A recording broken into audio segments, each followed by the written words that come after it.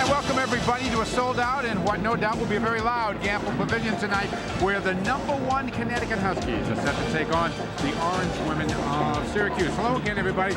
I'm Mike Gorman along with Megan Patterson. You may wonder, how does a team that's 11-0, fresh off a win over the defending national champion, get psyched up for a team that's 3-8? The answer, Megan? Well, I think revenge is the key word here. Last year, Syracuse beat UConn and broke their 40-game Big East winning streak, and I think that tonight revenge is the key factor.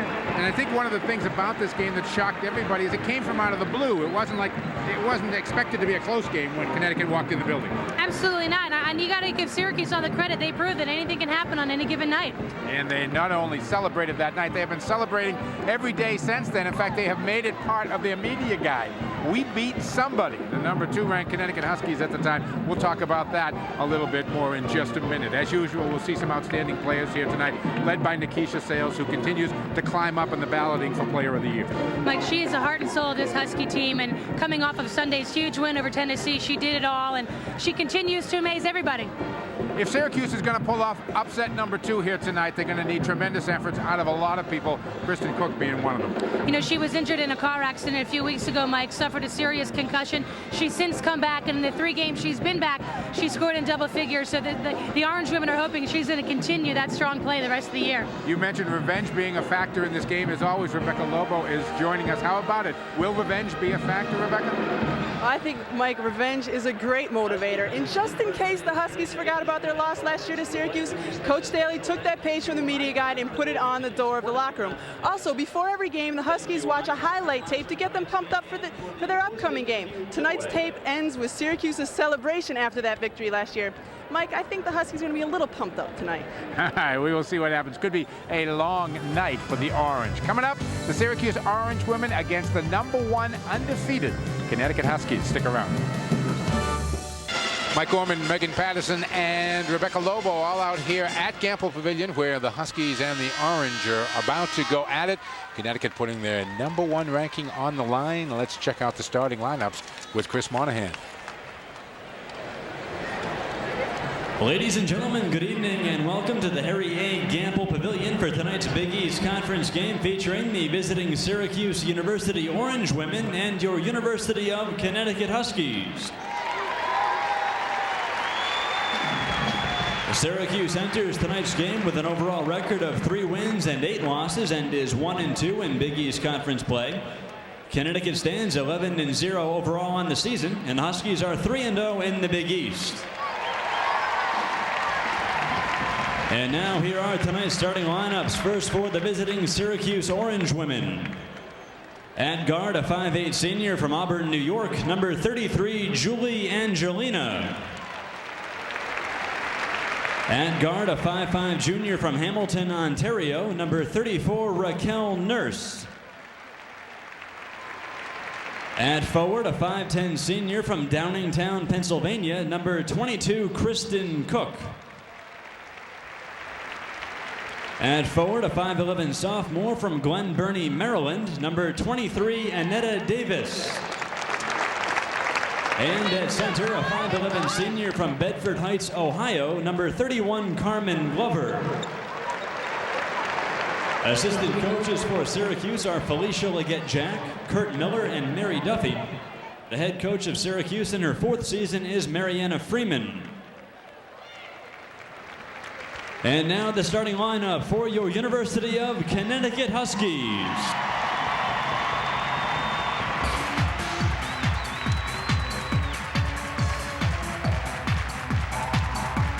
At guard, a 5'11 sophomore from Bethesda, Maryland, number 22, Amy Duran.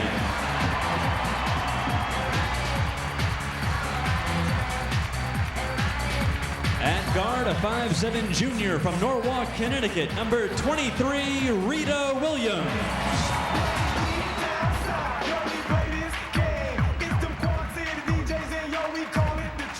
At forward, a 6-foot senior from Oxford, Massachusetts, number 31, Tri-Captain Carla Berube.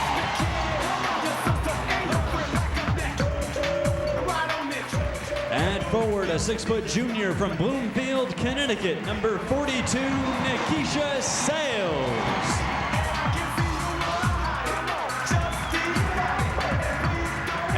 at center, a 6'7" senior from Holliston, Massachusetts, number 52, tri-captain Kara Walters.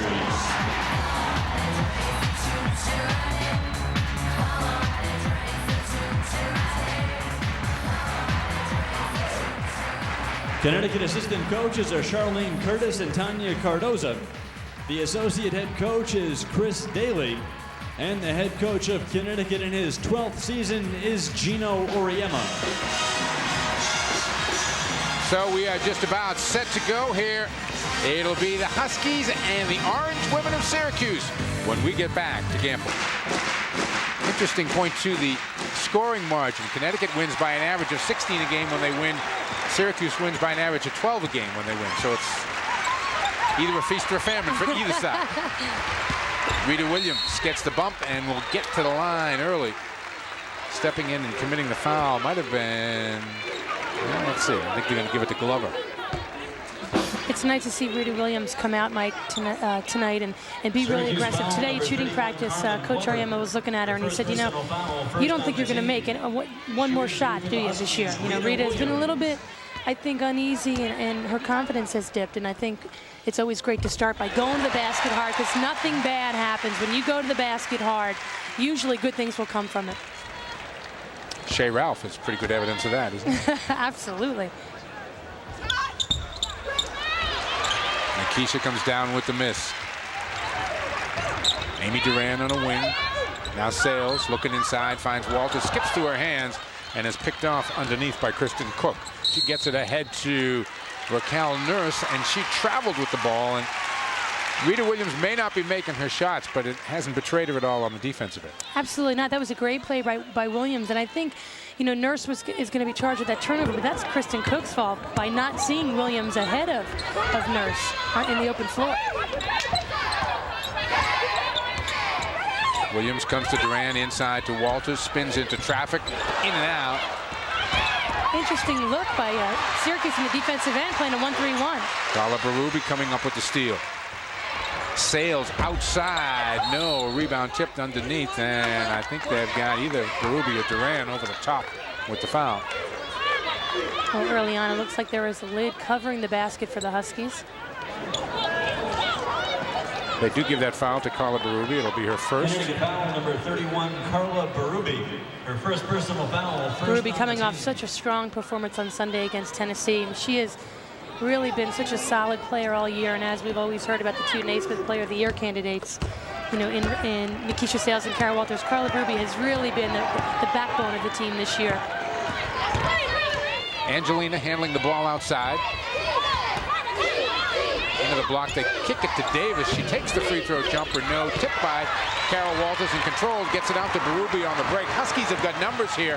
Carla the bounce pass, Rita Williams for two. Rita was stuck. I think they're making a tough spot. She couldn't really use the backboard, but the shot dropped for her.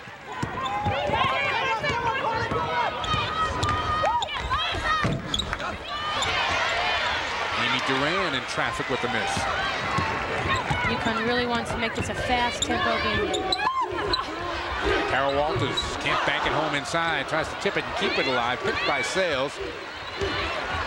Carol Walters smiling underneath that the ball's just not going down for her. You know, you have those nights, sometimes nothing you throw up will go in, and other nights you don't know how you make some of the shots that you make, and these are nights where it really tests, I think, you know, your mental toughness. They're not dropping, but you got to stay after it, and if you're not doing well offensively, hey, get it back in the defensive end, crash the boards, get some offensive rebounds. Nice cut by Sales off the ball, and Carla Berube finds her underneath. Keisha Sales from Carla Berube. UConn in a little 1-2-1-1 press here to really pressure the Syracuse guards.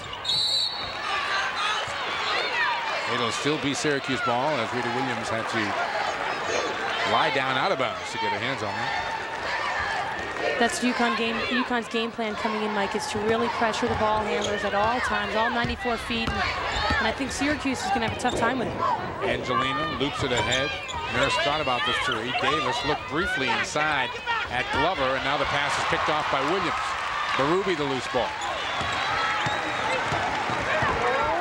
UConn pitching the shutout to this point. They lead 5-0. Sales on the baseline. What a great step, though. Too bad it didn't go in for Sales. Great move. Angelina, the push and the pull-up. Won't go down. Nurse, a nice job on the offensive glass. She pulls it back out. I'm starting out in a man-to-man here. Nothing Angelina crazy. cut by Sales, but the pass picked off by Durant. Here comes Rita Williams on the break. It's got Carol Walters in the middle. Comes the other way to Carla Berube for 2. You know, I can't help but notice UConn doesn't have the same intensity that they had on Sunday against Tennessee. You know, they know this is not a top-ranked team in the country, but you got to come out every night because, hey, like we talked about it earlier, revenge is sweet, but you got to come out and play.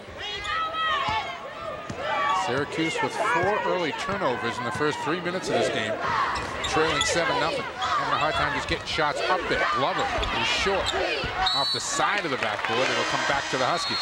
That time the Huskies were in a 2-3 zone, so they're trying to switch it up and keep Syracuse on their toes. Just watched. Syracuse substitution entering the You know, remember I was looking up actually on the other sideline at Mariana Freeman, who for the first time kind of got off the bench and gave a little clap and sat back down. But the Syracuse coaching staff to this point has been very quiet. They're just kind of sitting watching this game. The lid remains on the hoop for Walters. Syracuse is very fortunate to be down 7-0 here. They could be down good 12-0. Outside jumper picked off by Walters. Here's Williams on the break again. Sales legging it up. Bounce pass. Nikisha for 2. Nicely done. I'd say those two complement each other so well on the break. And a steal by Berube, and she gets fouled as she takes it to the hoop. You know, 16:09 to go here first half, and the Orange woman still not on the board. sometimes when you're struggling a little bit offensively, the best way to get that offense going is to really step it up defensively. Here, the great fast break combo of Williams to Sales. First personal foul, 3rd on the team. Connecticut substitution number 41, Paige Sauer, replaces 22nd timeout is called here. Timeout, Syracuse. Syracuse will take it down 9-0. Syracuse 0 for 5 here in the early going as we get a good look at Mariana Freeman. Yeah, they've been besieged by injuries and personnel problems this year, and Coach Freeman was saying earlier that, you know, it's a shame coming off of the BC loss that they're coming right into Connecticut because they have so many injuries and personnel problems, as I said. So they've got, they've been struggling early on, but here's that Husky fast break again, and the only way that pass gets there is with the bounce pass. You know, kids don't use it enough today, Mike. I really find they try to make these real pretty passes. You know, they watch all the NBA games. Style points. If you get no points for style here, right? Gino doesn't hand them out, I know that. He kind of takes away points for style sometimes. Oh, yeah. That's putting it mildly. Because, you know, he's a firm believer in, hey, the game of basketball is very simple. You know, we just choose to make it difficult. Huskies continue with the full court pressure. Glover gets it ahead to Nurse. Kristen Cook, top of the screen, was waving for the basketball. Unsuccessfully didn't get her away. Moore's basket won't stay down. Picked off and knocked down by Cook. Some problems early on. UConn not boxing out quite like they didn't box out at all on Sunday. And the coaching staff was saying, hey, we got to box out no matter who we play. The only stat Tennessee won in that game Sunday. Rebound. That's right. Skip pass to Sales. Williams will take it top of the key. Sauer trying to keep it alive, tips it out of bounds. It'll come back to Syracuse, and we are going to get a timeout. 15:33 left to go here first half. Huskies by 8. Gamble Pavilion, where the Huskies have jumped out 10-2 on Syracuse. And a chance to remind you, this copyrighted telecast is produced by... I'll tell you what, Mike, Syracuse came out of that timeout quickly. They were on the floor for quite a few minutes, so I think they're really trying to get themselves going here. Sales comes out on Angelina. Shea Ralph into the game for the first time. Sauer got a hand in there, and it's picked off the floor by Sales. Williams to Ralph on a wing. Good look inside. Good look inside. I'll tell you, Shea Ralph comes in and changes the complexion of the game every time she enters it, and that's a sign of a great player.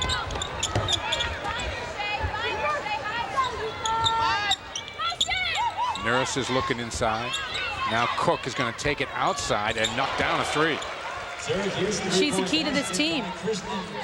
She's only shooting 33% from the field, but she is the heart and soul of the Syracuse club. Rita Williams off the wing, still can't get the jumper to go down. Tipped by Walters, picked off by Sauer, turns and gets 2. Sauer delayed a little bit going for that loose ball. And she got bumped a little bit on the bucket. His Nurse the other day coming up with a quick shot, which may be a wise move for Syracuse, because the longer they hold it, the worse shot it seems they get once Connecticut gets set defensively. You gotta hope they're not ready.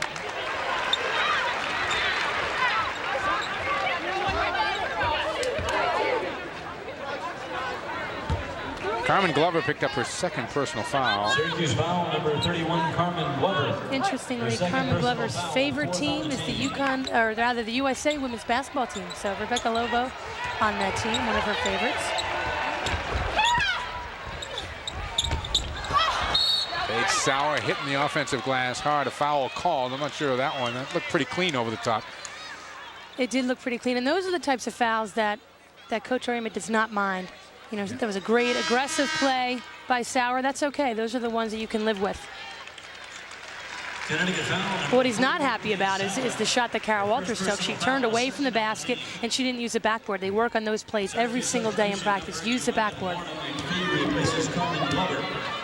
Mona McPhee, a 6'3" freshman, has come in, trying to give Syracuse a little size. Number 11 setting that screen out by the free throw line. Cook get pushed all the way back to half court. Now skips it to an open Nurse, who knocks down the jumper. Syracuse is, Mike, doing a really good job early on of handling the pressure. They've got some turnovers, but I think they're doing a pretty good job of handling those, especially in the half court and finding the open man there. Amy Duran has to give it up to Shea Ralph. Quickly to Sales. Nikisha on the baseline. No. Rebound. Sauer again keeps it alive. Shea Ralph with time, and she buries it. You can't give her that much time. She scored over 3,000 points in high school in only 3 years. Can't leave her that open. Nurse, the little flip shot won't stay down. The follow from McPhee won't stay. Another rebound for Sauer. Sales on the break. The hesitation move gives it up to Ralph. She'll get to the free throw line. One of the few misses there by Ralph going to the basket, but she was hit pretty hard, so they kind of ran into each other here, Mike. I think Sales took the ball down a little too far on the break. The rule is that you should really stop at about the foul line and give your teammates some space to make a good run at the basket. Rita Williams is going to come back in, and Nikisha Sales will sit down for the first time tonight. So UConn has so much more depth than Syracuse. You know, you take out Nikisha Sales, but then you put in Rita Williams, and then she's in the backcourt with Shea Ralph. Then in comes Stacey Hansmeyer, who's a banger, replacing Paige Sauer. I'll tell you, I knew Paige Sauer was going to have a good game tonight because she had a great shooting practice today, and she's really playing with a lot more confidence. Ralph makes the free throw.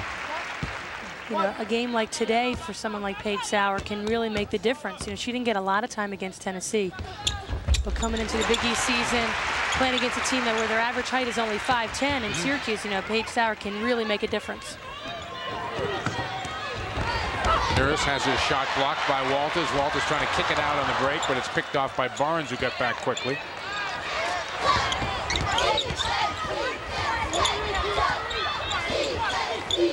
Cook. Now to Keita Barnes, has it slapped away by Williams. Bounce pass and a beauty for Ralph.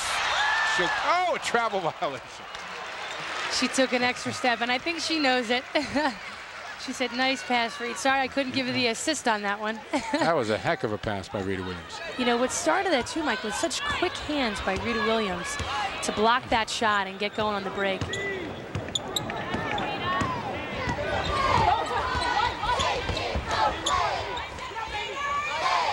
Here's Cook. And she gets fouled as she makes the move to the basket. Looks like Amy Duran is the guilty party. She is picking up her first.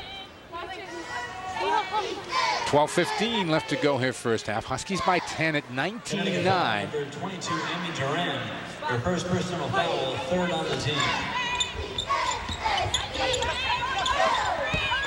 Here's McPhee kicking the pass out. Barnes is going to take a three. Rebound tipped. Hansmeyer wins the race to the ball. Nice hustle. And that was started by a great box out there by Hansmeyer. Duran slapped away from behind by Nurse. Here she comes the other way. Inside, McPhee. That was a nice move. Couldn't make the basket, though. Hansmeyer in a battle. And a jump ball was called. There are very few battles that kid's going to lose down low, that's for sure. Nikisha Sales is going to come back in, but first we'll get a timeout. 11:46 left to go here first half. Huskies by 10.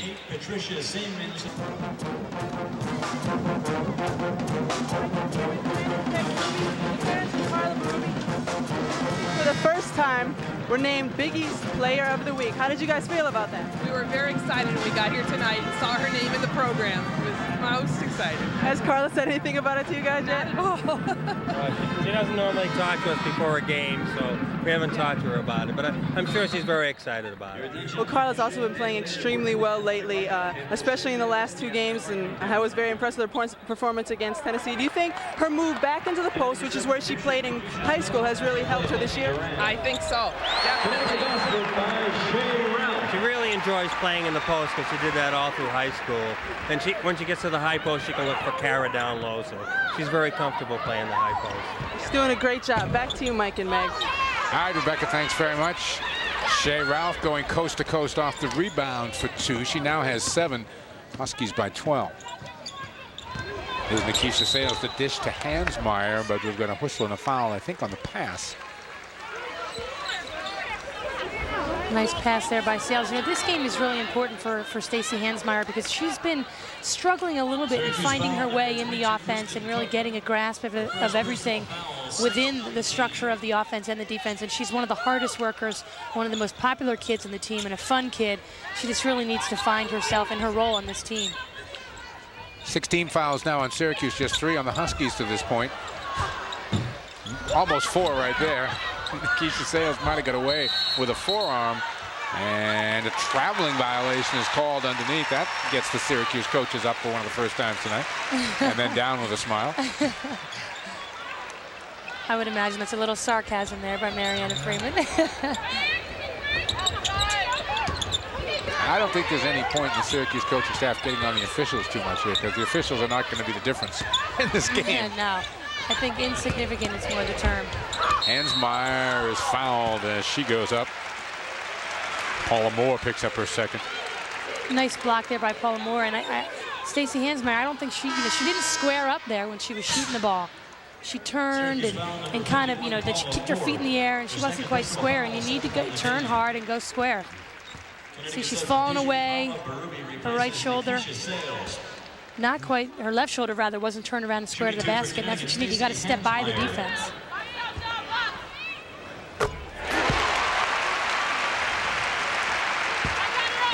Paula Moore, a local player from Bridgeport, the Gatorade Player of the Year last year in Connecticut.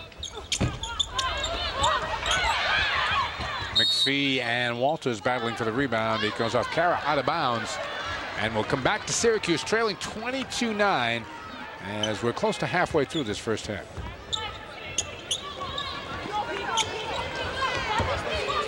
Reedy Williams is just going to shadow Roxy Nurse the whole game and just make it real difficult for her to run offense. See, they're already starting their offense almost out near half court. That changes everything on the offensive end of the floor. McPhee slapped away by Williams. Cook trying to feed it underneath and does for 2. It's a great play by Syracuse. What UConn wanted to do, and they talked about it in practice today, when Syracuse sets that screen on the ball on the top of the key, UConn is going to trap that, and consequently that time Syracuse got a bucket out of it. Kara spins in the lane, no rebound. Aggressive one by Hansmeyer. Jump ball is called as she gets tied up by Moore. The ball still won't go down for Kara Walters. Well, you know what? That wasn't a real strong move. She's falling away from the basket. Get an offensive foul, if anything. Turn, go strong, like she does. Hansmeyer does it the strong way. Inside, Another attempt for Walters. That was a whole lot stronger. She does get the foul, and she went at that with a lot more purpose than she did the last move. See, that's the difference. When you go to the basket strong, good things are going to happen. And Coach Auriemma has always said he'd rather her get an offensive foul here. I don't know if she needed that dribble, but hey, turn and go strong. It's a great play by Walters. And it's what she needed to get herself going this game. Shea Ralph has gone to the Connecticut bench. Amy Duran has come back in. You can add 2 blocks to Carol Walters' totals tonight. And again, Hansmeyer sticking her nose in the middle of it all. And I tell you, she's reminiscent of a little Jamel Elliott in there. She's fiery in the post and mixes things up. And again, off the floor, one of the nicest kids. But when she steps in between those lines, she just becomes possessed. Williams with the good hands to knock that pass away, and then Nurse slaps it out of bounds. And they say it went off last. Carla Berube. It's a great hustle there by Nurse, diving on the floor. You're right, though. Rita Williams has the hands of a pickpocket, doesn't she? Oh, I mean, yeah, quick. I mean, if you're an opposing team, I mean, what are you thinking? You're coming up the floor. You got Rita Williams on one side and then Nikisha Sales on the other. It makes it very difficult to complete a pass.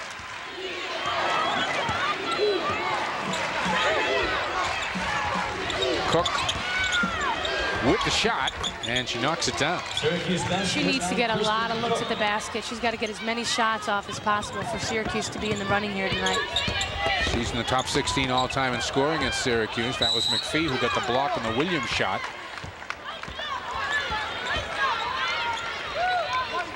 And we've got Carol Walters with the foul. Her first. And that's the 4th on the team. Paige Sauer is going to come back in. Stacey Hansmeyer will go out.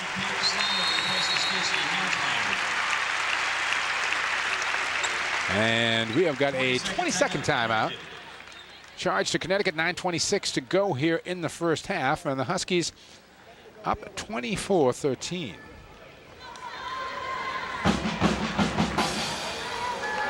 Wow, check that out, Mike. Well, those are some impressive numbers, aren't they? 108-19 regular season record. Wow. 20-3 in the Big East tournament. And that is just amazing. I remember, I'm trying to think back to the 3 losses in the Big East tournament. Those losses probably annoyed Gino Auriemma. That's the kind of guy he is. And yeah. At halftime, we'll hear a little bit of what he said to me earlier. We got a chance to chat today. He only remembers, he looks around and he sees 108 wins, but those 7 losses are what he focuses on. And we look at him and say, Gino, are you crazy? It is one of the characteristics, though, that make the good ones great. Absolutely. Barnes long with the jump shot.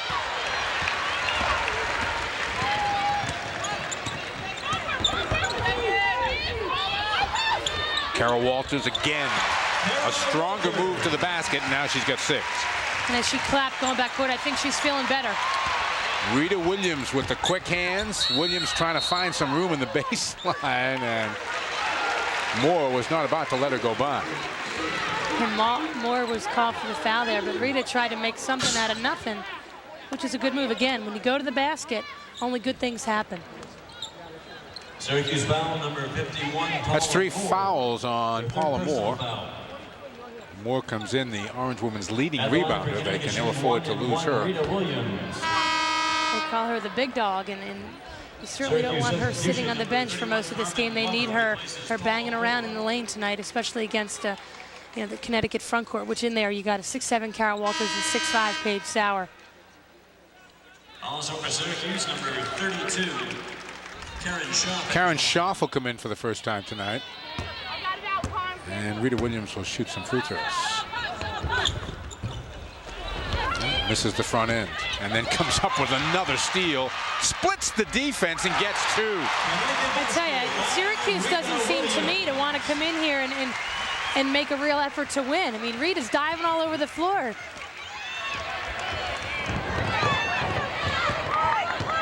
Nurse trying to circle the wagons, bounce pass along the baseline, and there for the rejection is Paige Sauer. Also the foul. That's what happens. You can't let the offensive player get behind you. When their Sauer was the last, was on the opposite side from the ball. The ball was passed to her side. You can't let the offense sneak behind you.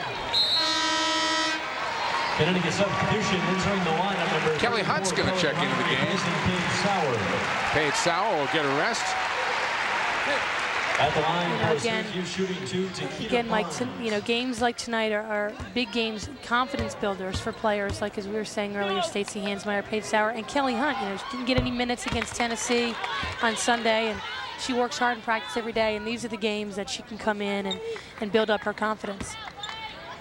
What does Kelly bring to the table as a player? She is a real emotional player, works real hard. She's a banger inside.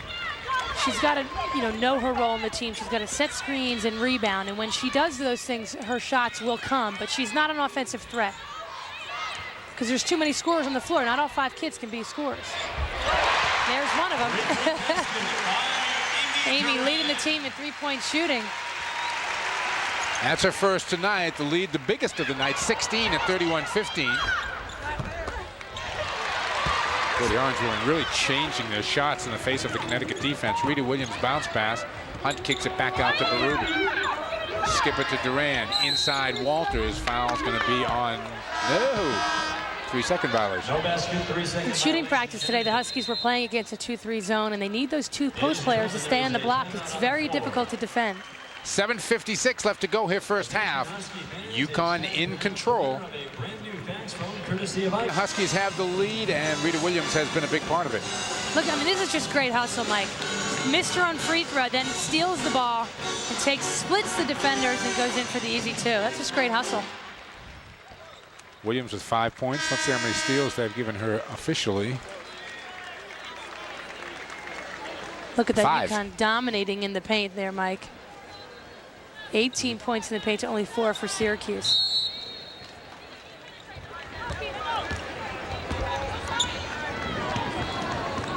Barnes bringing the ball up. Out there with Glover, McPhee, Nurse, and Schaaf. Nurse with Williams on her defensively. Nurse, nice little move with the dribble. Can't kiss it home, though. Long with the shot. Glover's shot is wild. Picked off by Walters. Numbers on the break. Ahead to Berube. She's got help. Takes it in herself and gets 2. Carla's so good on the open floor. She's got that stutter step, and you never know. She loves that spin move. She didn't do it that time, but I think Syracuse has watched a lot of film. They know she's capable of it, and it freezes the defense in their tracks. Berube, the good hands. McPhee able to track it down, though, and get it up to Barnes in the forecourt. Huskies have their biggest lead. It's 18 with just about 7 minutes to go here in the first half. So now UConn is in a zone. It's like they're changing up every possession, which really keeps Syracuse guessing as to what they should run on offense. 2 seconds on the shot clock and knocked down by Takeda Barnes. Syracuse 2-point basket by Takeda Barnes, 2 points. 4 points for Barnes, who averages 11 a game. Huskies lead at 16. Williams, brief look inside for Walters. Duran finds Kara, and Walters will get to the free throw line. McPhee didn't move the feet fast enough in his call for the foul. Hey, look who's in the crowd tonight. Jen Rosati must have an off night in the ABL, the New England Blizzard. Loves to come back and cheer on her former teammates. Tammy Arnold making her first appearance, and Kelly Hunt will sit down. Nikisha Sales also coming back in. Amy Duran will get a rest. And Shea Ralph is back on the floor, and Rita Williams goes to the bench. Okay, Shea Ralph has made many more fans for herself on Sunday. She will continue to wow the crowd here at Gamble and nationally. There are lots of things, obviously, about Shea Ralph's game that are appealing. One of the things that I don't think you teach is that I notice is the ball never spends any time in her hands, never wastes any time in her hands. She either knows exactly what she's going to do with it or she moves it on to someone else. You're absolutely, she just fires it, Mike. And just takes everything to the basket. Everything. I mean, and those are things that you just can't teach. That's strictly instinct, you know, and obviously we've talked about her mother, Marcia Mann, being an All-American from North Carolina. But, you know, this kid is so instinctive. and so strong and so smart. She makes things look easy, and she's not quick, Mike. She's not very quick. She can't really jump. I knew another number 33 who wasn't quick and couldn't jump either, and he did a real nice job for a long time. Absolutely. They kind of look alike in some ways, Yes, you know? they do. They both have, you know, while he was from the Midwest, they both have that kind of accent. You know, hers is Southern. A lot of similarities between her and Larry Bird. Connecticut foul number 42, Nikisha Sales. Ralph will pick up Angelina defensively.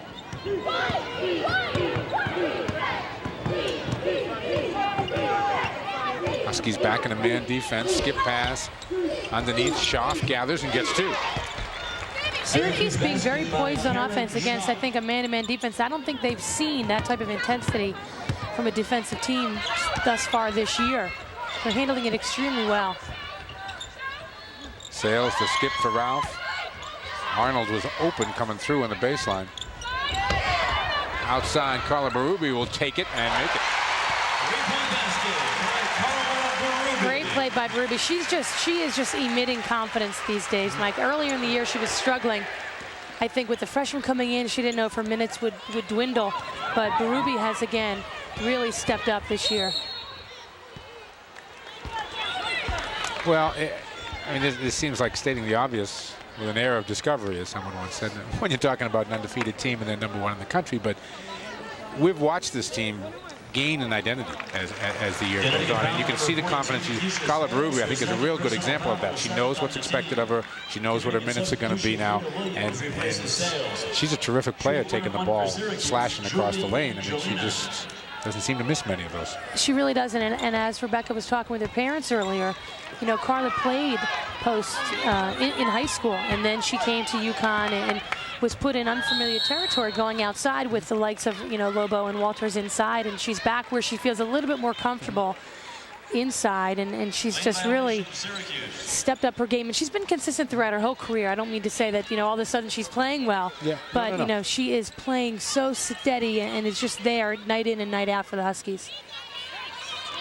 And I think it was a lot easier for the players like Williams and even Sales and Walters, as well as Carla Berube, once they understood what a Shea Ralph and a Paige Sauer and a Stacey Hansmeier were going to bring to this team, then they could go ahead and do what they do best. Absolutely, that's a great point. Williams, no, Ralph, yes. Who else? She does it all. She gets in there and mixes it up. She does what makes Shea Ralph so good is that she's so smart and she gets herself in the right position before the play happens. Under 5 minutes now to go here in the first half. The lead is up to 19. See, on a make, UConn is going back into a 2-3 zone. They usually play their man-to-man on a miss. Ball's going to come back to the Huskies on the alternating possession as Davis got tied up going up for that jump shot. It's tough when you're 5'11" to try to shoot over a 6'7" kid. You got to try to go around Walters, get her off her feet and dribble by her.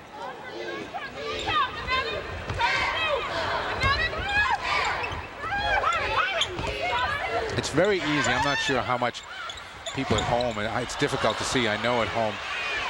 You watch Connecticut in the half-court offense here, and they are extremely confident making every pass.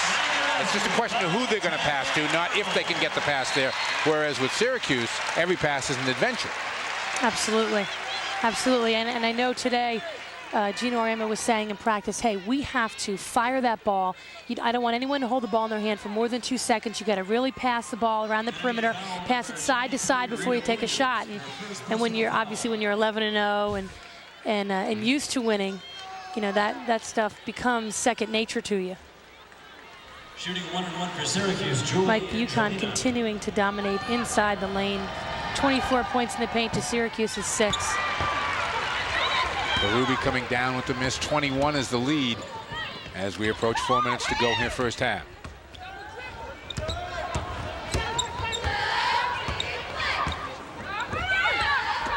Williams.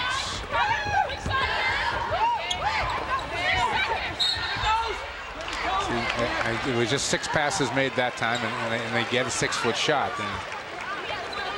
You know, and typically a 2-3 zone game has given UConn some trouble because they tend to not pass the ball real crisply, or they don't penetrate. You need to penetrate, and Berube started that because she got into the gaps, made the defense commit, and then she could dump it down to Walters and inside. So you really got to move the ball against a 2-3 zone, fire it around the perimeter, get into the gaps, and make the defense commit to you.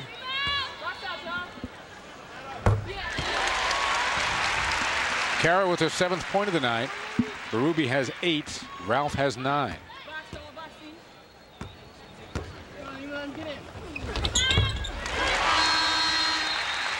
We are going to get a timeout. We've got 3:48 to play in the first half, and the Huskies are cruising by 23. First half, Mike Gorman along with Megan Patterson and Rebecca Lobo. Rebecca, some of your thoughts on the first 17-plus minutes here? Well, it just seems like so far Connecticut is doing everything right, and Syracuse really just can't get it going. They're just overmatched here, and you know, the pressure really has been hurting them, and UConn capitalizing on their low post game. But what's impressing me is Shea Ralph and Carla Berube just continuing to play incredibly well, and I think Carla Berube is the key to the team. They need that high post player who can score and get it down to Kara, and if she continues to be that player, they're going to be a hard team to beat. That's a great point, Rebecca. And one thing I also noticed is that Syracuse came into this game seemingly uninspired, you know, not thinking that they could really come in and beat UConn on their home floor, which really surprises me. You would think after last year's victory, they would come in here, hopefully watch that game before they came into play, and get fired up and get the feeling that they wanted to be the underdog with a score to settle, but they just haven't had it so far. Williams, Duran, Ralph, Sauer, and Hansmeyer all on the floor. Paige Sauer with the catch down low and banks it home. It's a great play. Again, the little things do it for you. Sauer caught the ball, turned, kept the ball over her head, and kissed it off the glass. That's the way to do it.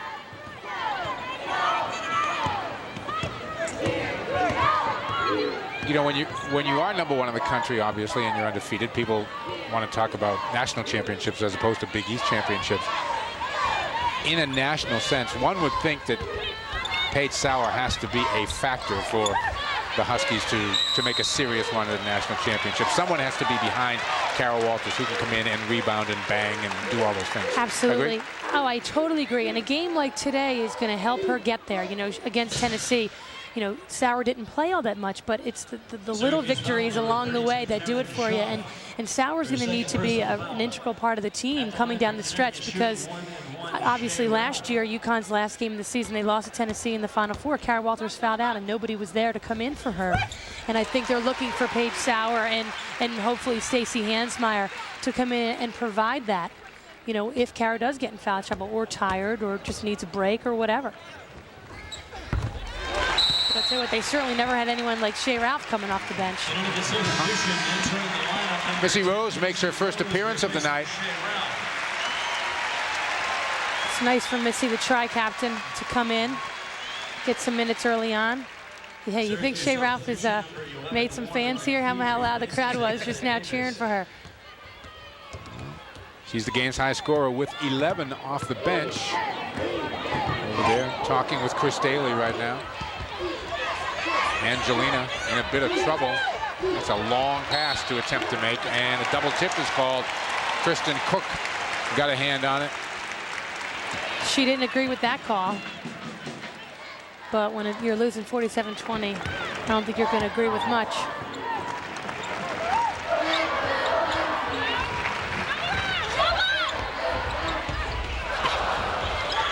Aggressive rebound in there by Stacey Hansmeyer, and she will get herself to the free throw line. Someone's hurt here. I didn't see what happened. Can't even tell who that is. It's McPhee. Oh, Lorna McPhee. McPhee. Yeah.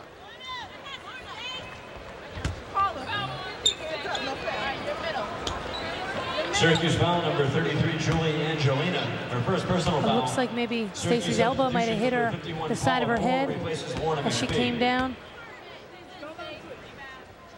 Tell you, I wouldn't want to be the recipient of one of her elbows, although it was inadvertent. Right in the right ear. Behind the right ear. She's being looked at obviously now by the trainer.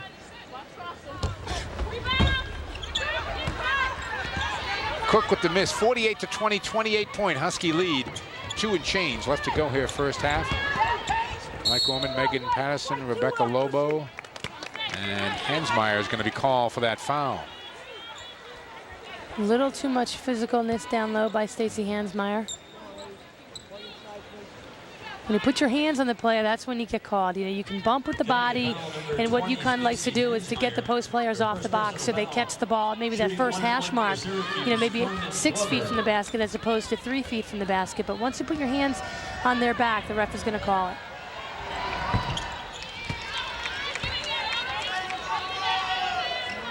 Carmen Glover with her first point of the night, 5'11" senior out of Bedford Heights, Ohio. You know, she's worked so hard, Mike, at Syracuse. She's been the team's most improved player the last 2 years. Just does everything she can to help this team win.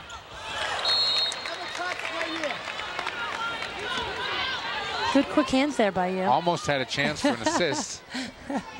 You wanted, I could see it in your eyes. I did. I did.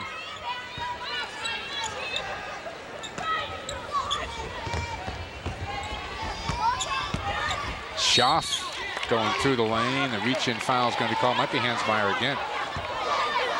Again, nice play by Schaff. Nothing bad happens when you go to the basket aggressively.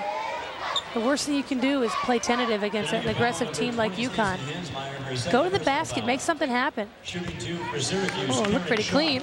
Oh, boy, that was a real tickle, wasn't it? But that's a good example, you know, of how when usually the more aggressive team will get the calls by the officials. And that's a good example. Hey, go to the basket hard, good stuff happens.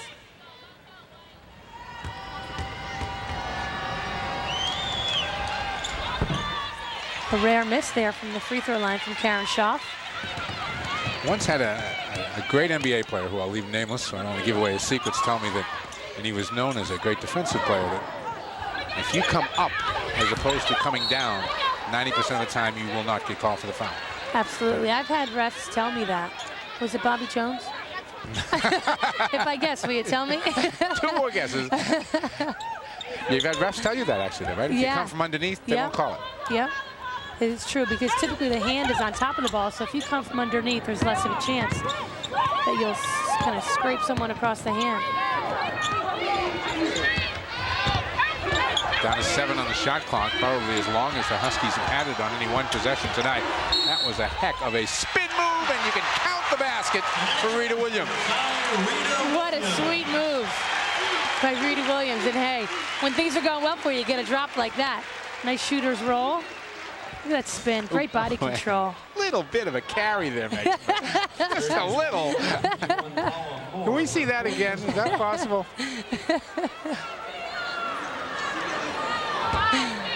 I was just trying to enjoy the good play.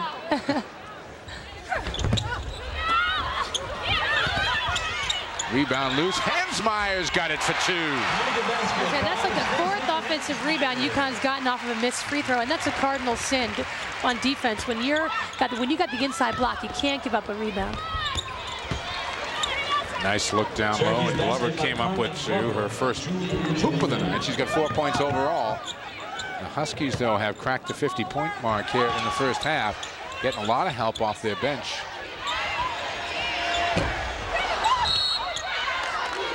It's a great pass from Sauer to the skip pass from the low block to the opposite wing is what is typically open against that 2-3 zone, sagging in. The shot didn't drop, and Missy Rose came flying from the wing for the rebound. The call for the foul.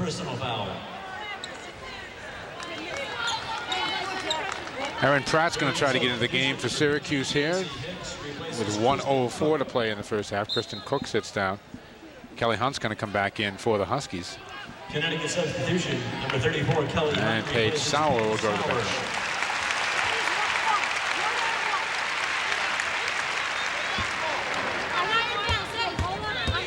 Paula Moore at the line.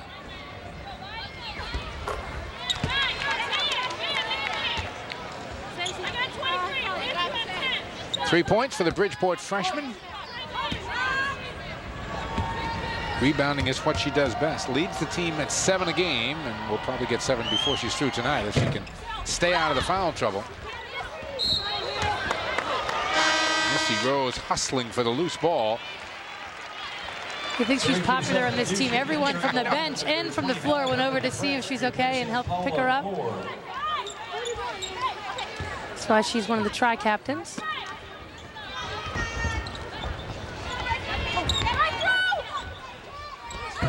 Angelina can't hit the outside jump shot, and the foul is going to be on Glover over the back of Kelly Hunt, who did a nice job of getting position and keeping the player on her back.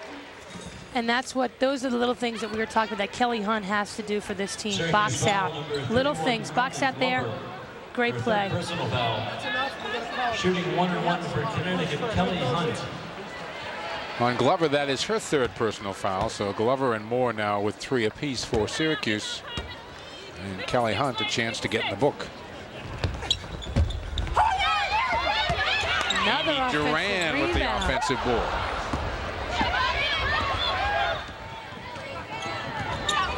Nancy Hicks in the ball game for Syracuse handling it. Now Angelina top of the key.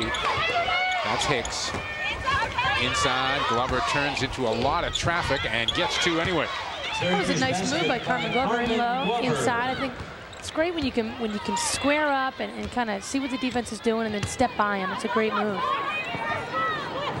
Duran, Hansmeyer flashing in the paint, and they're going to get an offensive foul on Hansmeyer, aren't they?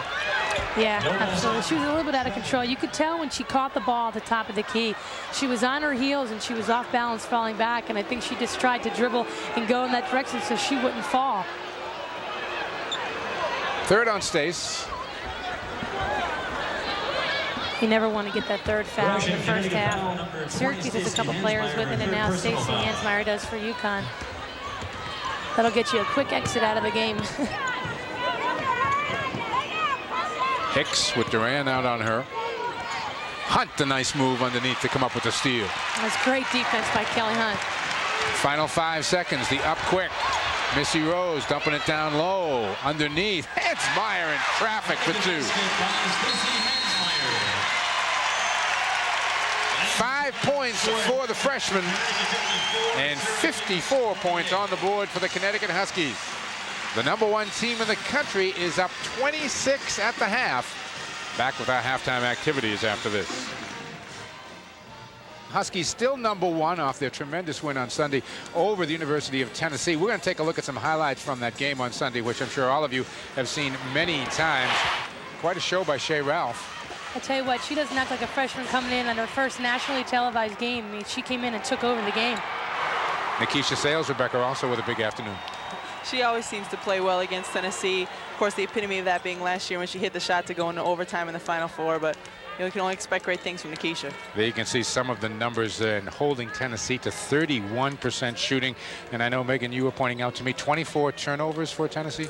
I mean, it's amazing. You don't see a Tennessee team with 24 turnovers, and unfortunately this season for them it's a little bit indicative. It does tie their career high of the year, and it was pretty impressive that UConn only had 18 because they have a tendency to get more. Yeah, and impressive for the Huskies, Rebecca, in that Tennessee was really never in it. I mean, it wasn't as if it was a game for a while and then get out of hand. They were just never in it.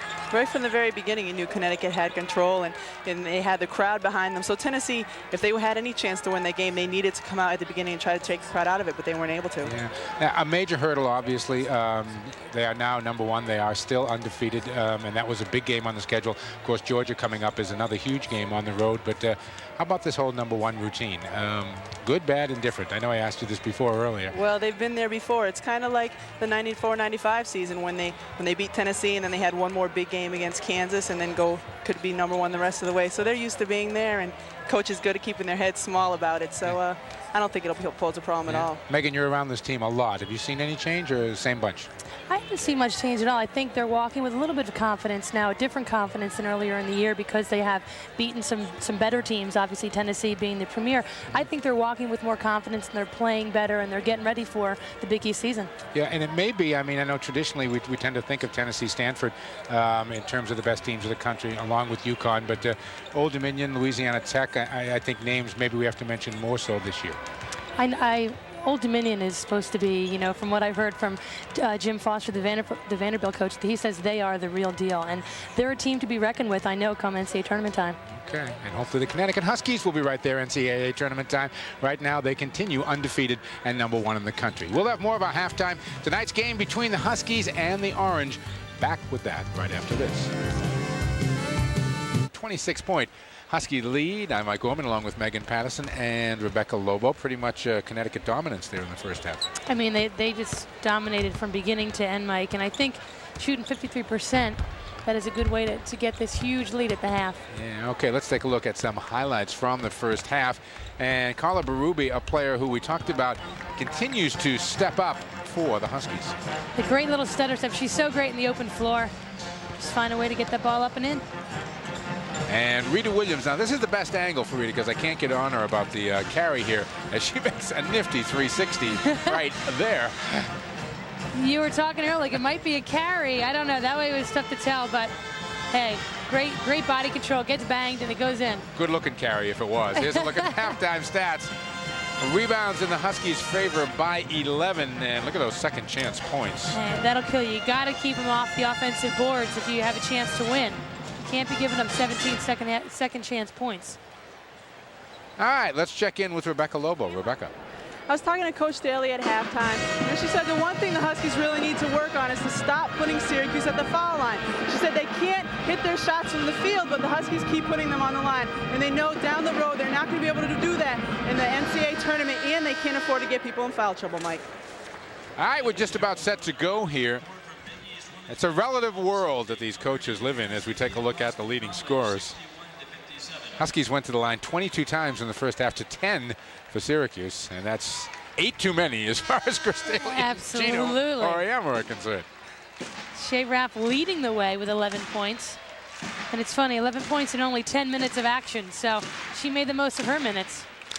She has a way of making the most of her time on the court, is right. Kristen Cook is going to inbound right to our left, and the fans back on their feet with the rhythmic clapping. I do not see any empty seats here in Gamble tonight. Except behind the Syracuse bench with the tickets that they had that they didn't use. Over the top, and there's Glover getting 2 down low. It's so big to come out and begin the first 5 minutes of the second half. Speaking for Syracuse, Mike, they really need to make a run at things right now. On the baseline, Sales an easy 2. You know, when you have everyone paying attention to Carol Walters, it makes it easy for someone like Sales to sneak in from the backside of the baseline and get an easy 2. And Nikisha has been relatively quiet tonight. Just 4 first half points, 6 overall. Again, when you have the depth that the Huskies have, you can take your top 2 scorers, have them take an offensive night off, and still blow somebody out. Yeah, because you know, on the big games, you know, most recently Sunday against Tennessee, she was there, and she was there big. Connecticut foul, number 23, Rita Williams. Rita Williams picked up her second personal foul, and the first on the team here in the second half. And so Raquel Nurse will take herself to the line. You know, she was the MVP of the team the last 2 years, Roxy Nurse. And she's also a Big East academic all-star. She does it on the court and in the classroom.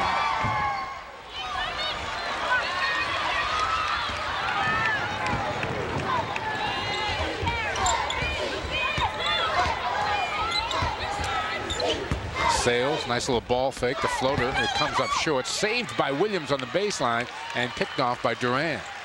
Over the top, Walters to catch in the basket. That was a tough pass.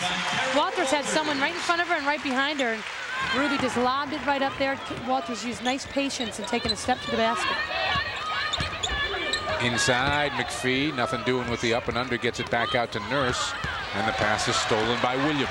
Nice help down there by Williams. Up to Duran. Duran into the paint, has it knocked away, picked off underneath by Glover. Huskies come up empty on that trip. Angelina the other way.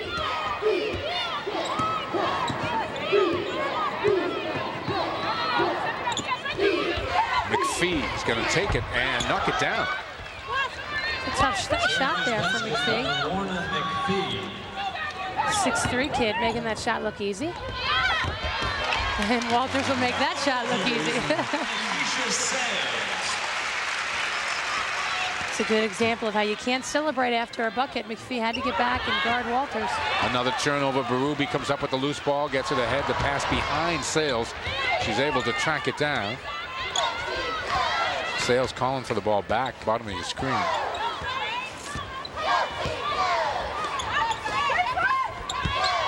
Berube down on the baseline.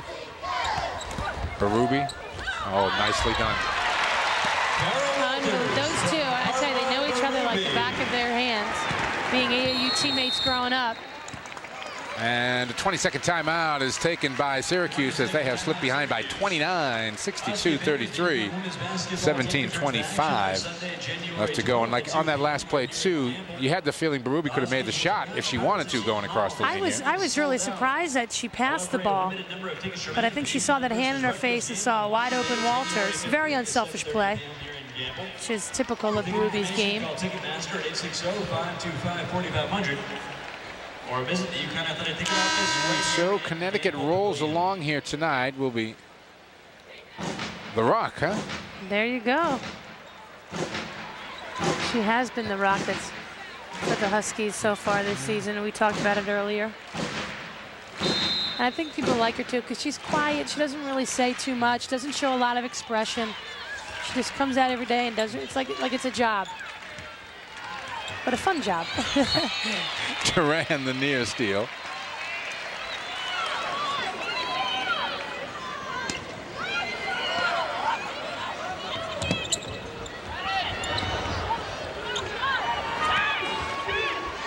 Nurse calling the play. Was looking momentarily for Barnes down low. Now she goes through. McPhee came across a little late. Nurse's pass inside. McPhee back to Nurse. She'll take it. Just got it off in time. Rebound. McPhee got there late, but they say it went off Walters out of bounds. Syracuse will get it with a fresh shot clock. See, that time Williams went down and doubled McPhee and left Nurse open on the outside. She doesn't have to do that. McPhee, you know, is not going to necessarily. I mean, I think Walters is fine guarding McPhee. You got to really stay with your man, because that can hurt you against another team where they have better perimeter shooters.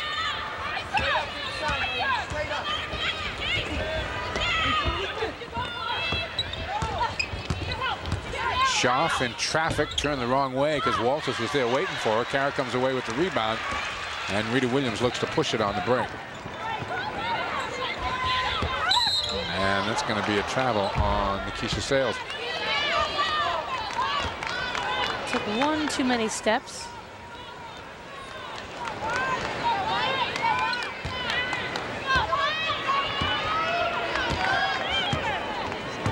Williams up to meet Nurse at half court. I love the way Connecticut just always forces the tempo of the game. You're going to have to play a game with a lot of possessions with them. You just have to. They won't let you play it any other way. And they pick and choose their times to run. Times when you don't think they're going to run, they do. And they just really do a good job of mixing it up and keeping the defense on their toes. But you're right, they certainly do dictate the tempo. Walters with a loose ball, and the half hook goes down. Okay, that's the best shot in the game, Mike, that little hook, especially when you're 6'7". But even if you're not that tall, I think it is the most underused move, especially in the women's game. Well, I can vouch on the men's side, too. It's a lost shot. It really is. And it's. Ladies and gentlemen, if we had Tom Heinsohn here right now, he would fill the next 5 to 6 minutes on that subject. 64-35. We'll be back. 5:15:44 still to go here at Gampel Pavilion. No one's left. Mike Gorman along with Rebecca Lobo and Megan Patterson. Notre Dame will win tonight by 4 over Boston College, 61-57. Providence 77-63 over St. John's.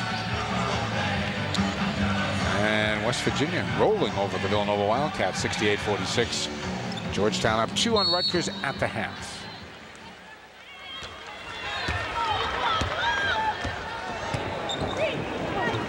Shea Ralph into the game first time here in the second half. Sales will try over the top, short with the jump shot. Loose on the floor, out of bounds, and it's going to be Husky ball. Nice hustle underneath by Rita Williams to keep that alive. Walters a bit dominant here in the second half, scoring UConn's last 8 points. She certainly is feeling it this half. Berube makes it look very easy, doesn't she? It's effortless. Yeah. It's almost as if when she has the ball in that position, she knows that shot is there. It's like she knows she can beat her defender off the dribble and get the shot. She's looking for other options. She'll take the shot as one of the last options.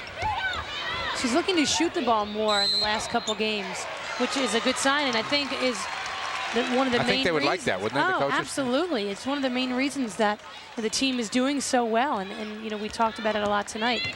I think she is the key to the success of this team.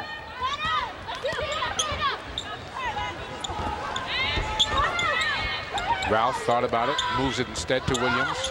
Inside Berube. Always the extra pass, rebound, and jump ball is called. It's going to stay in Connecticut's hand on the alternating possession as Berube got tied up with Carmen Glover. Look how Syracuse just they were watching the ball. Good hustle there. And a jump ball. But Syracuse is getting caught watching the ball and not reacting to the play. That was McPhee who got a hand on Carol Walters' shot. That doesn't happen all that often. Yeah, McPhee can feel pretty good that she just blocked possibly the best player in the country's shot. Nurse with a little extra on the dribble, and it went off her sneaker out of bounds. Mariana Freeman up trying to encourage her troops, but the Connecticut coaching staff has frankly kind of just sat and watched most of this game tonight.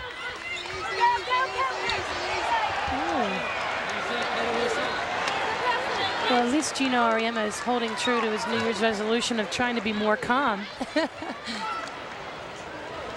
But the tie is always loosened and that top button has to come unbuttoned. But there's nothing really to get riled up about. I mean, you never want to embarrass anybody, and that's something that he is a firm believer in. Walters, nice little move, and let McPhee go by. And Walters suddenly now with 18, and Syracuse turns it over. See Rita Williams, great heads-up play. Nurse didn't even see her coming up behind her. Force a turnover. And Syracuse is going to take a timeout. 14:06 left to go in the game. Huskies by 33. To go here in the second half, Mike Gorman along with Megan Patterson and Rebecca Lobo, who's with a special guest. Rebecca. Thanks, Mike. I'm here, of course, with Jennifer Rosati, starting guard for the New England Blizzard and former All-American for Connecticut. And my question to you is, you've been at the Tennessee game and you're here tonight. You've seen Connecticut play a lot this year, and I've heard a lot of questions comparing them to the season, the 94-95 season. And how can you compare the two teams? Well, they're definitely not the same team, but they definitely have potential to win every single game that they play. I mean, they have great leadership in Carla and Kara and Nikisha, and their youth is just unbelievable the way they played in the first half of the season. I think any team that has freshmen that can produce and play as well as the freshmen that they have is definitely capable of winning a national championship. Speaking of the freshmen, a lot of people have compared Shea Ralph to you, just the way she's very aggressive and gets down on the floor. And do you think that's a flattering comparison? Oh, definitely. I mean, she's a great player. I mean, she's definitely proved why she was the top player in the country last year. She's such a bonus for them because she's so strong and physically fit as a freshman that she can come in and really dominate, and even against teams like Tennessee, who are the best teams in the country. So, she's looking forward to a great career at UConn, and I'm looking forward to watching her play for 3 more years. Thanks a lot, Jennifer. Michael? All right, Rebecca, thank you. And thanks to Jen Rosati for their time, as Sales is unable to put it in down the baseline, and Nurse comes the other way. 13:09 left to go in the game. And the Huskies have doubled up the Orange at 70-35. And there's Ralph ripping off a defensive rebound.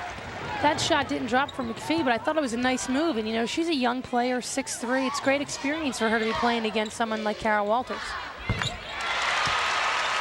And a nice bucket there by Williams, and it can only help her confidence because she doesn't necessarily look to shoot it a lot. And again, as I said, Coach Auriemma said to her practice today, hey, you got to shoot that ball with confidence, like you're going to make every one you take. Here's McPhee. Making you look good, Megan. Well, when I was coaching at Connecticut, we recruited Lorna McPhee from Shenandoah High School, and then opted to get out of the recruiting process because there are some other players. But she's a tough player and a tough competitor. 2 quick passes underneath, but a foul before the shot by Carol Walters. Here comes Paige Sauer back into the game along with Kristen Cook for Syracuse. Good look there by Nikisha. Great touch pass, huh? Aneta Davis also coming back in for Syracuse, and Glover sits down with her 4th. That is not a good sign. Glover picking up her 4th foul. We're beyond signs, I think, in this game.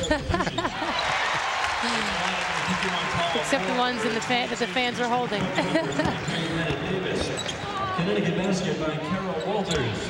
Carol Walters now with 22, as she has scored 14 of those here in the second half. Picks up the foul there.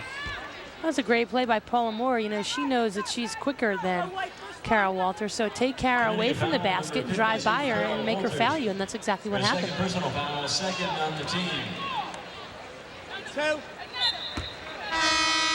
Stacey Hansmeyer and Amy Duran are going to come in for the Huskies. Nikisha Sales will sit down, and so will Carol Walters.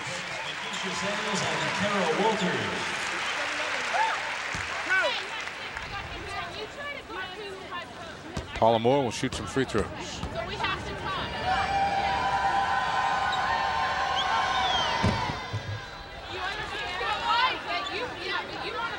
23 points and 8 rebounds, the number on Carol Walters as she takes a seat over there on the Connecticut bench. She makes it look easy.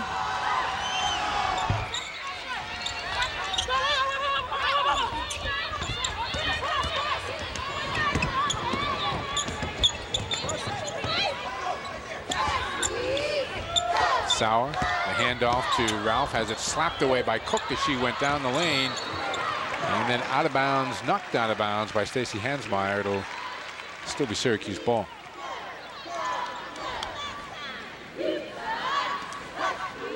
Huskies of Gino Auriemma looking to stretch their record to 4-0 in conference play with a win here tonight, and 12-0 overall, and cement their spot for the moment on top of the polls. Nice pass inside there by Aneta Davis. Nice little bounce pass, real low to the ground, tough to steal. And Hansmeyer just didn't quite use her feet enough to get around. When you reach like that, you will inevitably be called for the foul. That's 4th personal foul for Stacey. Aneta Davis looking down low, and that might be the 5th personal foul on Stacey Hansmeyer. They're going to give it to Amy Duran on the other side. Yeah, Amy got it. Yeah.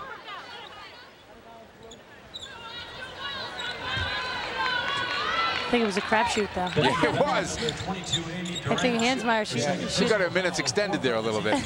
Yeah, Hansmeyer should thank Janice Alberti for giving that call to Duran. Paula Moore now with 7 points on the evening. 74-41 our score with 11:20 left to go in the game.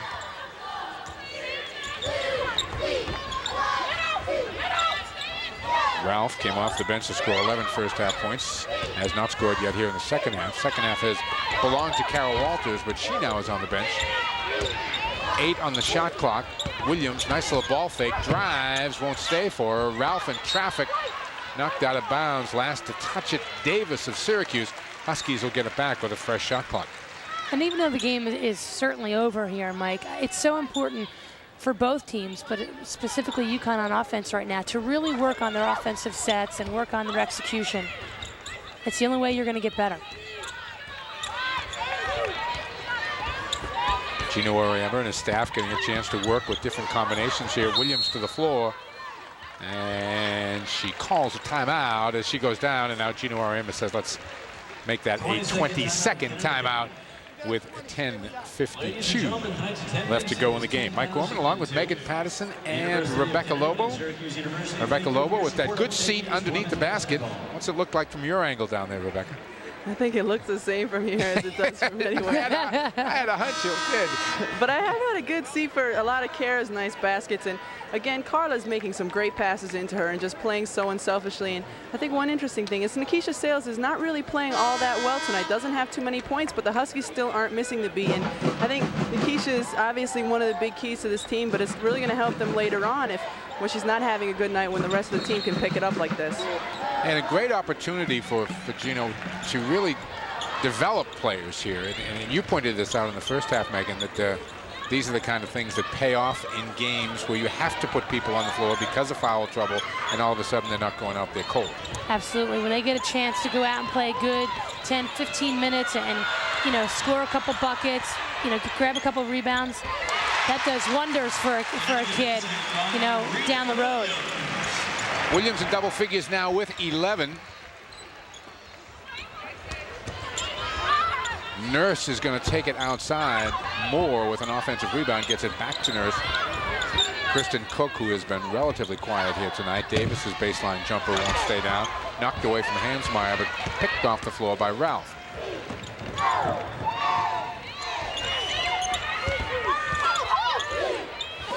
Inside, Sauer for two. Sauer did a great job of establishing her feet as the ball was coming into her. So all she had to do was catch, turn, and score. That's a great play. Davis inside and got rid of it quickly and got her first two of the night. I'll tell you, there's a smart play by Hansmeyer not to draw her 5th foul.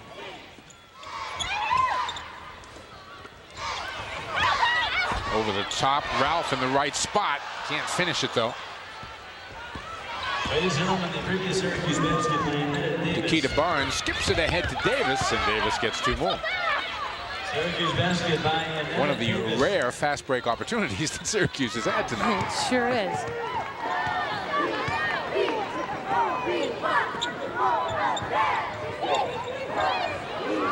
Hansmeyer has to kick it back out. Amy Duran knocks down a three. Just a lot of answers on this team. A lot of answers. Yeah, you shut down one person and someone else steps up. You know, someone's having an off night. Somebody else comes in and plays strong. I mean, that's a sign of a good team becoming great. And I think that remains to be seen as the season progresses. But if UConn continues to develop, you know, various players, the younger kids and the older kids continue to show leadership, and they can go a long way in the NCAA tournament. Nice hustle there from Shea Ralph to come up with the loose ball and keep it alive. That pass picked off. Here's Kristen Cook, Amy Duran with an angle, and Duran with the block. Great hustle by Duran to get back and get in front of Kristen Cook. I don't think Cook had any idea anyone was coming behind her. And you saw the hug there from Shea Ralph, and I think she was saying, hey, you bailed me out, thanks. That's what teammates are for, right? See, Cook kind of just going in thinking she's going for an easy two.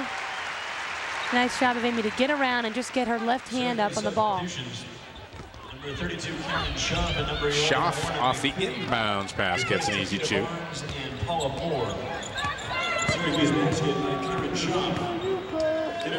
Tammy Arnold has come into the game now as Syracuse was kind of taking advantage as Sauer gets stripped down low. Taking advantage of the fact that Stacey Hansmeyer was playing with 4 fouls. They kept going right at her in the paint. Very smart play.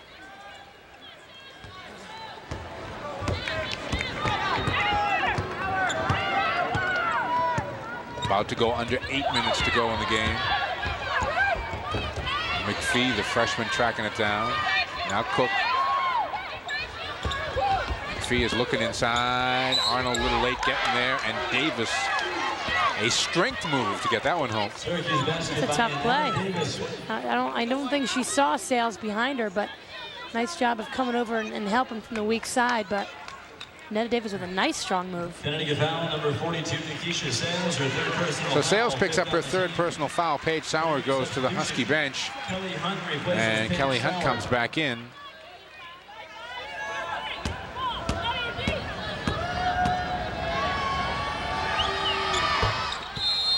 And Netta Davis has come alive here. 9 second half points, but it's still all Huskies with 7:50 to go.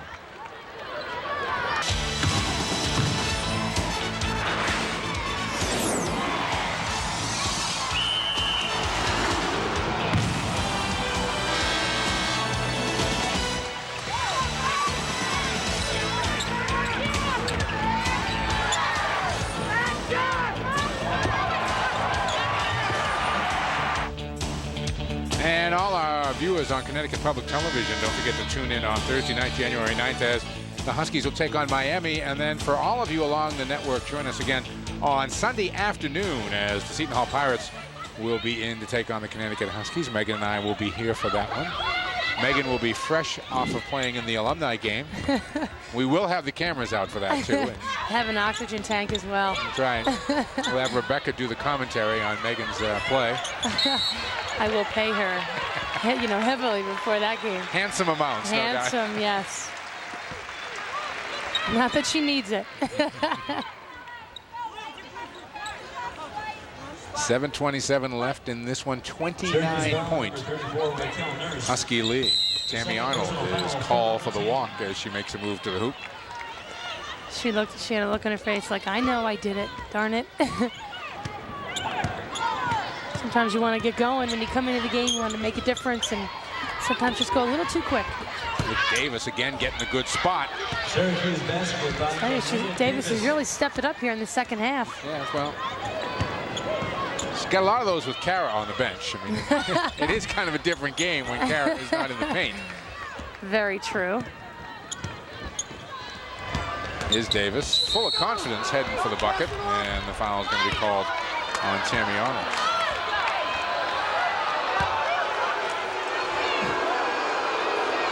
Crowd does not like that call. Looked pretty legit to me.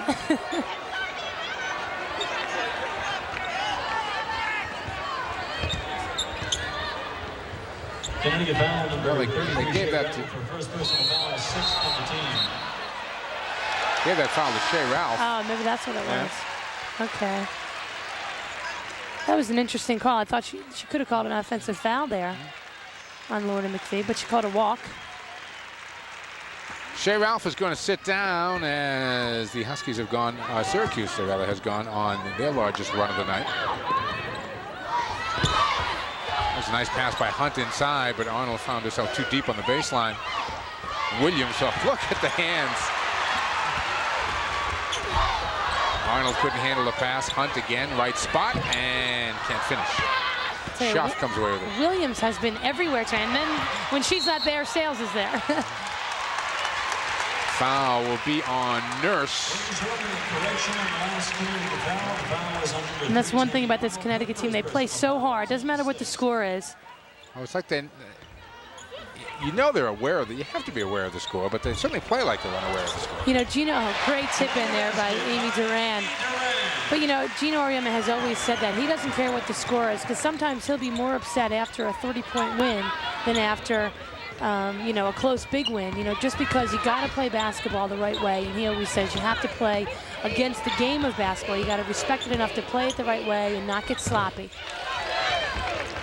Syracuse basket by Lorna McPhee. Lorna McPhee with a nice turnaround. She now has 6. Rita Williams, we are told, has tied her career high with 7 steals tonight. Huskies have 17 steals in all. Tammy Arnold playing with a different level of confidence the last couple weeks, which is nice to see, because she seemed real down in the beginning of the season. She's come out with a different type of aggressiveness. Amy Duran, the loose ball. Arnold originally tipped it away. Arnold gets it on the break. Arnold stays with it, kicks it back out to Duran, back inside. Sales in traffic. Yes! And she'll go to the line.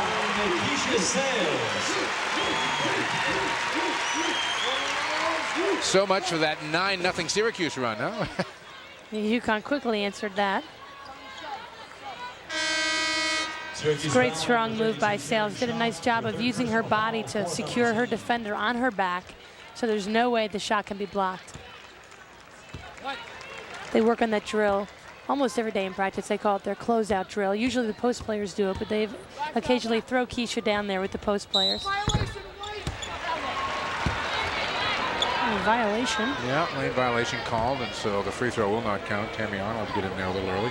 The Syracuse substitutions, number 33, Julian Angelina, number 51, Paula Moore, replace Lorna McPhee and Raquel Nurse. Angelina back at the point now, trying to go inside. Davis couldn't spin that one home, got her own miss. No luck the second time. Arnold in a battle for the rebound.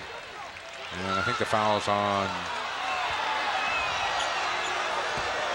Who's the foul?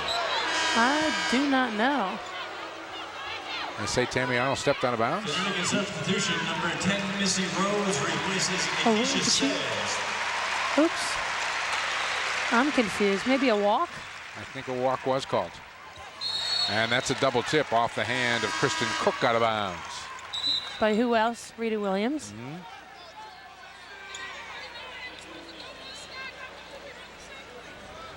Missy Rose back out on the floor now. She's out there with Hunt, Duran, Williams, and Arnold.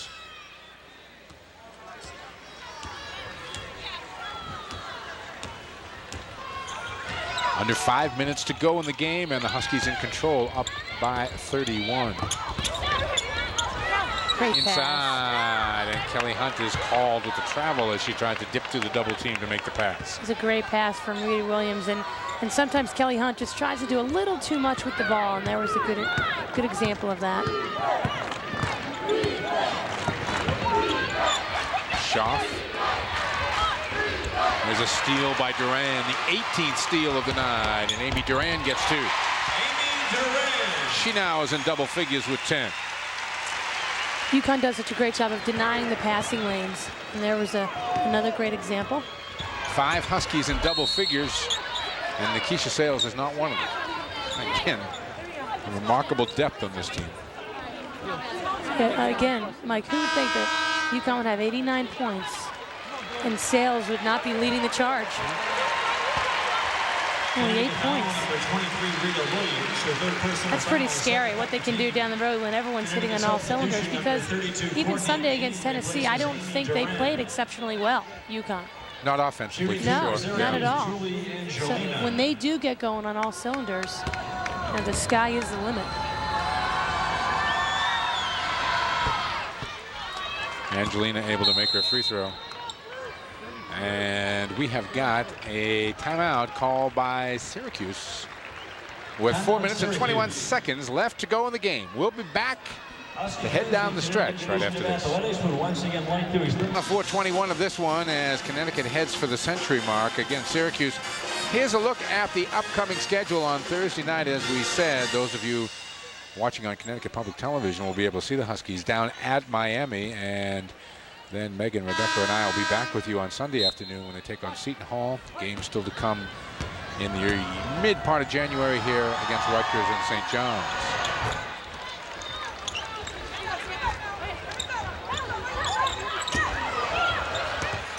Williams gets it ahead quickly to Rose.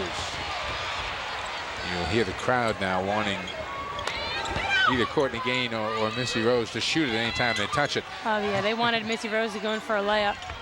Kelly Hunt came up short on the hook shot. Tammy Arnold is fouled as she takes it to the basket. Tammy Arnold has been so much more aggressive going to the basket. I think Friday night against Georgetown was the most aggressive I've seen her this year, and she seems to be building on it since then. And I think it's a good thing to see. Her second personal foul, 5th on the team.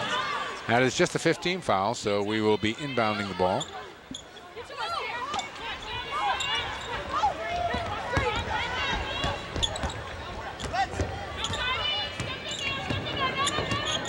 Rita Williams directing the traffic, finds Arnold. Still plenty of time, 20 on the shot clock. Tammy Arnold trying to get it to Kelly Hunt, who goes hard after it with Missy Rose, but they're unable to track it down. 17th turnover for Connecticut tonight. Here's a look at the AP top 10. Old Dominion right there at number 2. Stanford 3, Louisiana Tech 4. And on down the line, Georgia Tech, Alabama.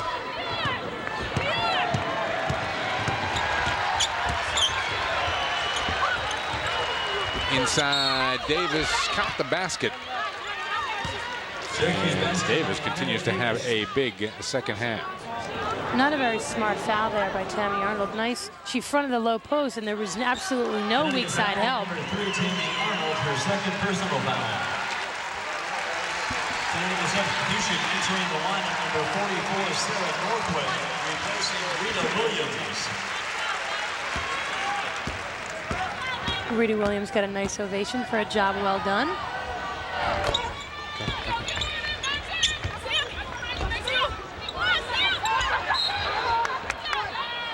UConn forced to call timeout there with nice Syracuse pressure.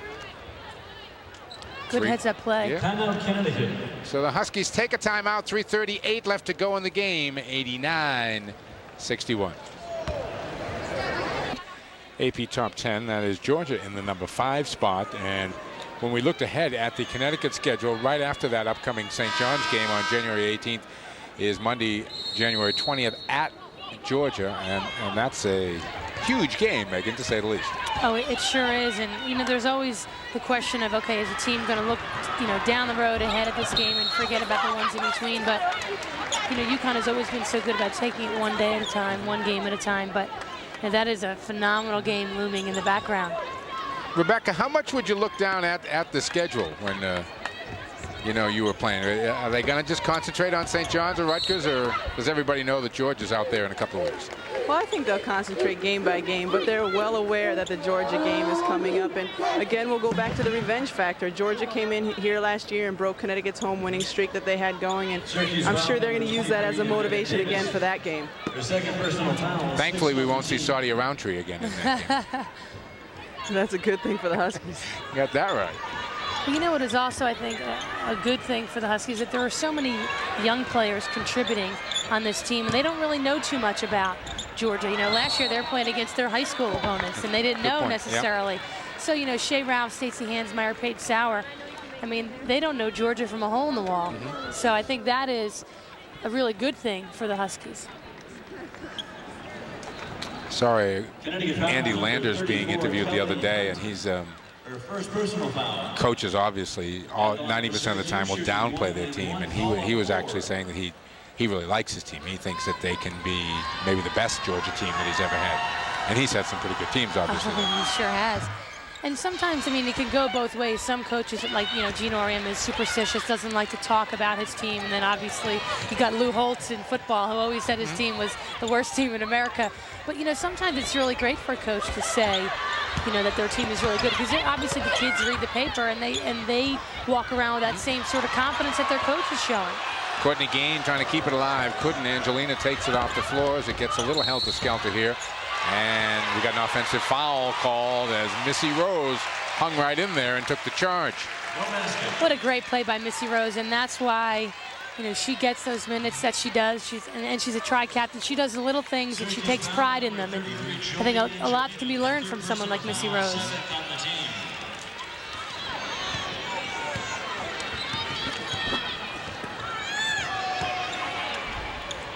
One thing I miss as I look over at the Connecticut bench, I can remember in every game last year at about this time, you'd always see Jen Rosati standing at the end of the bench waving the towel. Yeah, I really miss that. Yeah, and tonight she's just, I know, sitting back there.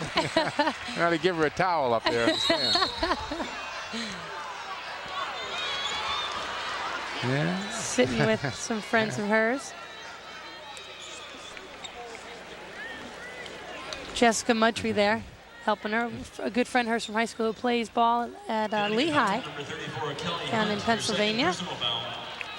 Checking back into the Syracuse lineup, number 15, Nancy Hicks, and number 25. Nancy Hicks and Erin Pratt have come back in now for Syracuse as we're heading down the final 2 minutes and 20 seconds.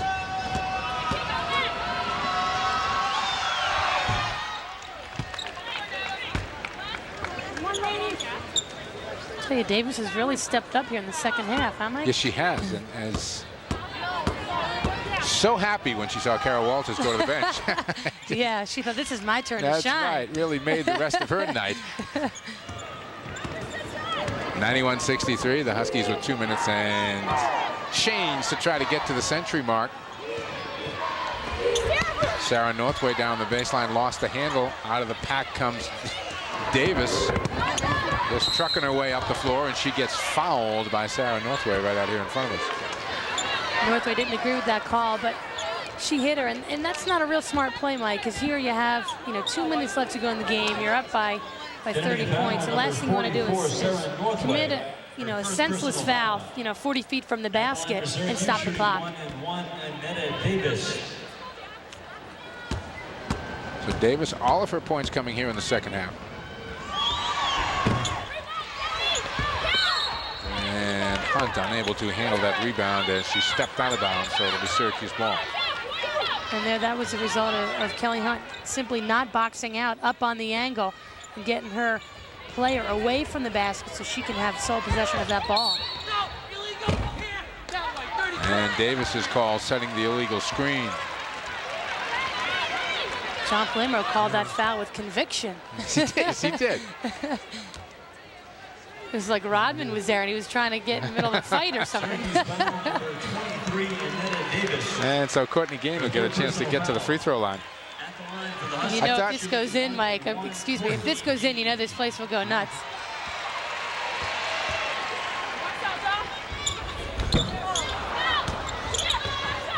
Rebound taken off the floor by Schaaf. Nice bounce pass ahead, and Davis gets 2 more. Rebecca Lobo has joined us up here at our midcourt location. I've been thinking about that analogy you made earlier, and I had never thought of that, and that is really good in harkening back to your season and the Kansas game that you guys had, which is kind of comparable to this Georgia game. We're going to get them to turn Rebecca's. Can you turn the spare headsets on here, guys? And we can involve Rebecca in this conversation. We want to hear what she has to say. Are we there? Are we here? You are here. There you are. Yeah, there you go. People usually don't want to hear what I have to say, so I guess they've been phoning in their pledges only if. But it really is. I think when we became #1 during 1995, we saw that we really had a chance. The only bump in the road was our trip at Kansas, and it was an away game, and it's always harder to prove yourself on the road. And the Huskies have that this year at Georgia, who, of course, is playing incredibly well. So it's going to be basically their one really big test left before the NCAA tournament rolls around. Yeah, it will. I mean, and we all know that any night you go out there, anything can happen. But if you get by, if they get by Georgia, they go down the rest of the entire regular season prohibitive favorites every time they step on the floor. They sure do. I don't think anyone after that game will be expected really to beat them. Notre Dame, of course, has the best chances. The only ranked team other than Georgia they have left to play. But who knows? Maybe it's another undefeated season brewing. Well, it is to this point. Gain outside, no. And Kelly Hunt is called for a foul in the rebounding action with 1:04 to go in the game. 91-67. Husky fans may be a little disappointed they didn't get to the century mark here tonight, but that's about the only thing to be disappointed in. Second personal foul. The team, as you said, will make the trip down to Miami. They will play there on Thursday night, and our CPTV viewers can see that game, and then back here on Sunday afternoon for that big doubleheader, the Seton Hall game and, of course, the alumni game. The one that most of us are coming early to see.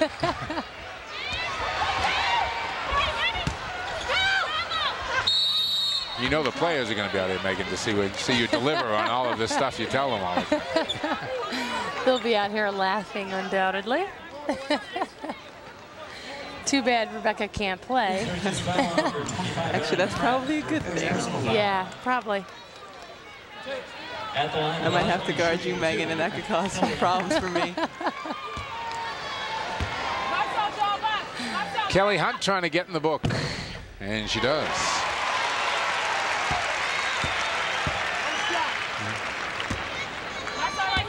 It's important to make these free throws down the stretch, Mike. You know, it's all about mental toughness and making them when you get the opportunity. Huskies get it up to a 93-67 lead. Erin Pratt with the strong move to the hoop, and she's going to get herself at the free throw line. And this is what you don't want to do. You don't want to foul with only 40 seconds left to go. Connecticut foul number 3, Tammy Arnold, her 4th personal foul. Shooting 1-1 for Syracuse, Erin Pratt. See, with that hair color right there, I make Erin the cover girl of the Syracuse media guide, unquestionably. She is true to her school. What do you mean? I thought it was natural. Missy Rose, this will not be the final possession. The Huskies are going to have to shoot it. Missy's going to take it. Doesn't get the bounce. Rebound loose underneath. Tammy Arnold puts it back up. Davis pulls it down.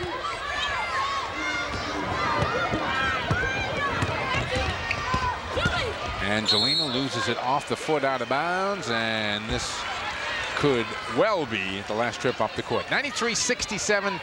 The Huskies now have extended their lead a long night for Mariana Freeman. UConn goes to 12-0 overall, and they're now 4-0 in Big East Conference play. That pass is picked off by Davis as Tammy Arnold was trying to involve Kelly Hunt. Davis slaps the rebound back up there, and that is going to do it. So the revenge the Huskies were looking for, they get without much problem. This was, they do say revenge is sweet, but it didn't really seem that UConn came out too fired up. I thought, Rebecca, I don't know what you think, but I thought they would come out with a little bit more fire in their eyes. They were a little bit sluggish at the beginning, but you have to remember this is their third game, I think, in 5 days. So some of the physical fatigue might have started to set in. And, of course, they only have 1 day in between this game and their game at Miami. But it's a taste of the NCAA tournament where you have a lot of games in a short amount of time. Yeah, that is a good drill for them at this point in the season. But, again, as Megan pointed out often during the game, the time that the Paige Sowers and the Stacey Hansmeyers are getting can't help but help them further on down the line. Oh, it's invaluable. No matter how much you play in practice, there's nothing that can compare to game preparation and what you do in the games, and they've really gotten that so far, and they're going to need it down the road. And helps the staff too, Megan, because it gives you a chance to reward somebody for working hard in practice. Absolutely. You have someone like Missy Rose, who busts her rear end every single day in practice, and it's nice for her to get out there and play. Same for Stacey Hansmeyer and Kelly Hunt and those guys. Courtney Gain getting out there. Courtney Gain, it's great to see Courtney get in there and play, because she's certainly a team favorite and a crowd favorite, but they work hard in practice every day and they deserve the time. Okay, that's going to do it for our broadcast here tonight at Gamble. A big win for the Connecticut Huskies. They hold on to their #1 ranking, 93-67, along with Megan Patterson and Rebecca Lobo. I'm Mike Gorman. Don't forget the next CPT Connecticut broadcast will be on Thursday night. Till then, good night, everybody.